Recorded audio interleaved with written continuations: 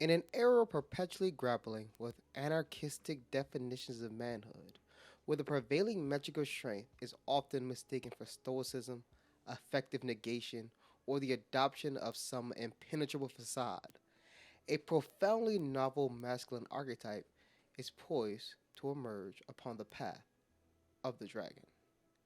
This figure ascends from the most unlikely of crucibles, the sordid streets of Kamurocho, a domain where the Yakuza shadow looms in visceral conflict is the lingua franca. His name is Ichiban Kasuga. He is not merely another video game protagonist, he transcends the very classification of a Yakuza archetype. He is rather a vibrant, heart centric, and fundamentally effective blueprint for what I like to call the renaissance of positive masculinity. See, Ichiban is a man whose leadership is rooted in pure empathy. He wears this on his sleeve, a fundamental creed that elevates the power of human connection above pretty much all else. And from the very beginning of his journey, Ichiban is propelled almost by a naive idealism. He reveres his former patriarch Masumi Arakawa not for his authority, but his perceived benevolence and his willingness to make space for the vulnerable. This foundational and perhaps naive conviction in the inherent nobility of a human spirit serves as the moral compass guiding almost all of Ichiban's endeavors.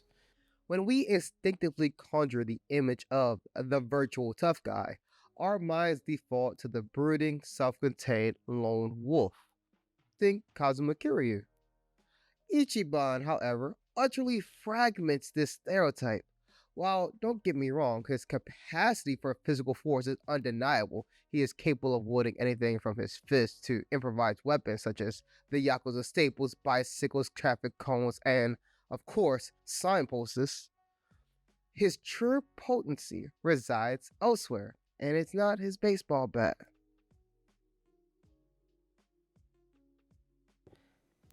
Even in the wake of profound betrayal and abandonment, Ichiban's capacity for fierce loyalty and radical forgiveness remains nothing short of astonishing. Honestly, if you ask me, he's more like the perfect person. He pursues comprehension, not retribution, after Arikawa shoots him. He wants to understand why.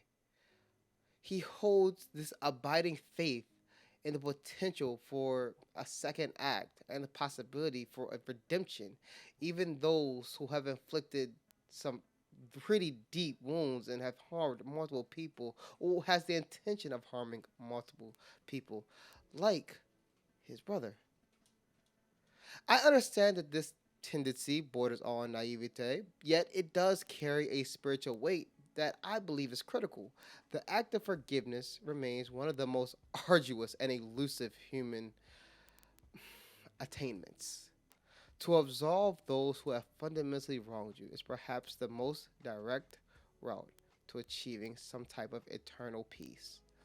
It is a difficult passage, for it necessitates the surrender of a visceral attachment that, even if it's from pain, still furnishes a sense of intense feeling.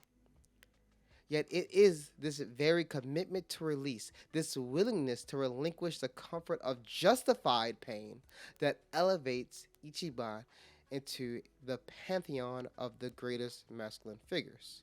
This unflinching affirmation of the human condition, even within its most shadowy recesses, offers a profound pedagogical moment on positive masculinity. It instructs us that true strength is not found in the rigidity of holding a grievance or a grudge, but in the moral courage required to initiate healing and to rebuild a broken heart. One of Ichiban's most salient characteristics is his vulnerability. He weeps without reservation. He goes through unrestrained joy. He navigates the entire spectrum of human emotion without any real shame. This is not a confession of weakness, it is rather an expression of profound mental strength. By granting himself the liberty of vulnerability, Ichigo is actually able to. I said Ichigo. Ichiban forges authentic and enduring bonds with his allies and confidants. That's why he's able to turn even the most staunchest against him to his side. I mean, consider some of the cast of characters here, right? Namba, Chitose, Jungi Han, Zhao. I mean, Adachi was pretty aggressive towards him in the beginning too, right? And then Tomizawa, who was literally trying to kill the bull. Like, consider those characters. He does not lead them in the way that someone like Kiryu may. Instead, he inspires them. He lends a focused ear on their, private thoughts, offering an unwavering scaffold of support, and honestly, actively labors, like Ichiban will actively labor towards their individual growth. That's not him just being a kind fellow, right? That is the deliberate construction of a community based on reciprocal respect and profound understanding. You see, Ichiban's objective is not to vanquish or to dominate, but to catalyze transformative change in Japan. His aspiration is to reshape society toward a more equitable state, beginning with the neglected and the disenfranchised, like his fellow Yakuza.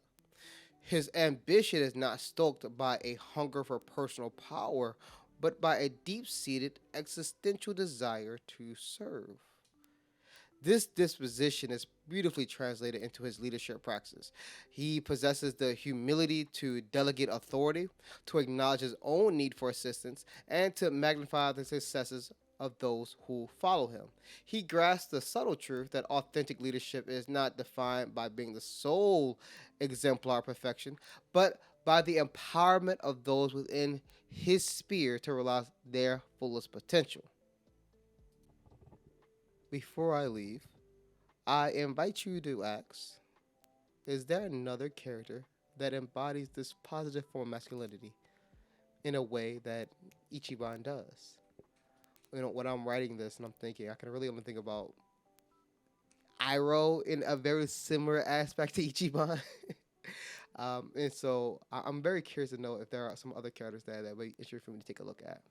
And that's not to say that the masculinity of other characters such as Kratos or even looking at Kiryu is to be understated. I think there's something for them there. I think there's examples of masculinity and positive forms of masculinity all around us. It just so happens that when I look at the ideal for me, it just happens to be Ichiban Kasuga. Next video will probably be on the masculinity of Majima, which is another fun way to look at it because even though he is a much different character than Ichiban, there's a lot that we can take from him and how he is a good masculine role model. Until then, I hope that if you did enjoy the video, please leave a like, comment, and subscribe. And definitely tell me, again, if you have a similar masculine character that you like to aspire to. See you later.